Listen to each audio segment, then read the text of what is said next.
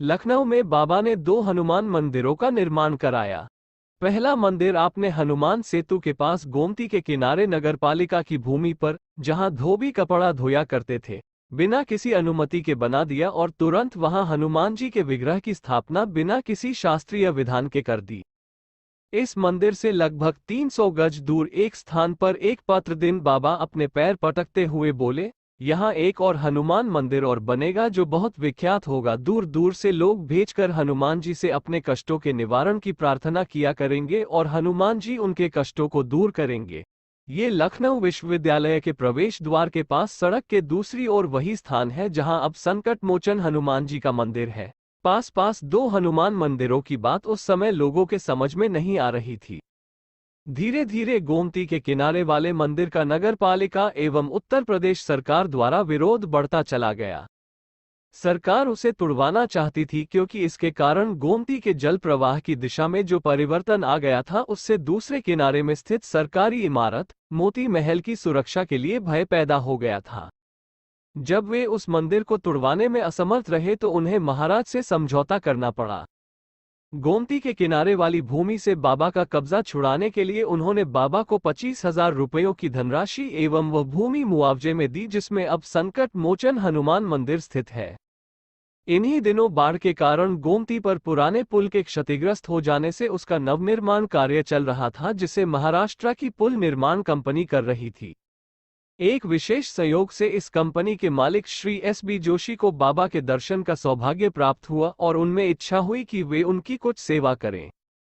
मुआवजे की धन राशि सरकार से लेकर आपने उपर्युक्त भूमि पर एक भव्य मंदिर का निर्माण किया। कानपुर के श्री देवकामता दीक्षित के सौजन्य से श्वेत संगमरमर से बनी हनुमान जी की एक विशाल मूर्ति स्थापना हेतु प्राप्त हुई। इस मंदिर का शिलान्यास एवं विग्रह की प्राण प्रतिष्ठा का सौभाग्य बाबा की कृपा से श्रीजगन प्रसाद रावत, तत्कालीन निर्माण मंत्री को प्राप्त हुआ। गणतंत्र दिवस 26 जनवरी 1967 के दिन उत्तर प्रदेश की राजधानी में ये प्रतिष्ठा समारोह बड़े हर्ष और उल्लास के साथ मनाया गया और तब से प्रति वर्ष प्रतिष्ठा दिवस मनाने की परिपाटी चली आ रही है। यह मंदिर एक त्रिभुजाकार भूमि पर स्थित है जिसके 2 ओर बड़ी बड़ी सड़कें हैं और एक ओर गोमती नदी का बांध है। रास्ते चलते लोगों को भी बाहर सड़क से हनुमान जी की विशाल मूर्ति के पूर्ण दर्शन होते हैं और वे श्रद्धापूर्वक नमन करते जाते हैं। मंदिर 2 मंजिला है। नीचे का खंड सत्संग, प्रवचन आदि के लिए उपयोगी है। ऊपरी खंड में हनुमान जी का विग्रह विराजमान है। स्थापत्य कला का यह एक उत्तम उदाहरण है। भीतरी दीवारों पर विग्रह के एक ओर सीता राम जी की आकर्षक चित्र मूर्ति है और दूसरी ओर सेतुबंध रामेश्वरम का सुंदर दृश्य प्रस्तुत किया गया है। इस मंदिर के बाईं ओर भी बाबा महाराज का 2 मंजिला विशाल मंदिर बनाने की योजना है जिसके ऊपरी खंड में उनके विग्रह की स्थापना होगी।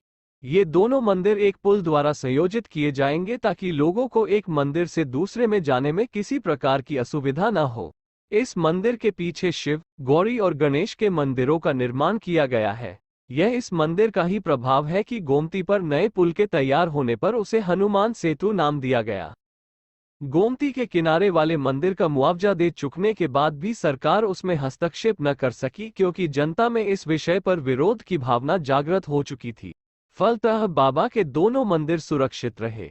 पुराने मंदिर की देखभाल बाबा ने एक साधु व्यक्ति के सुपुर्द कर दी और संकट मोचन के लिए एक प्रतिष्ठान ट्रस्ट बना दिया।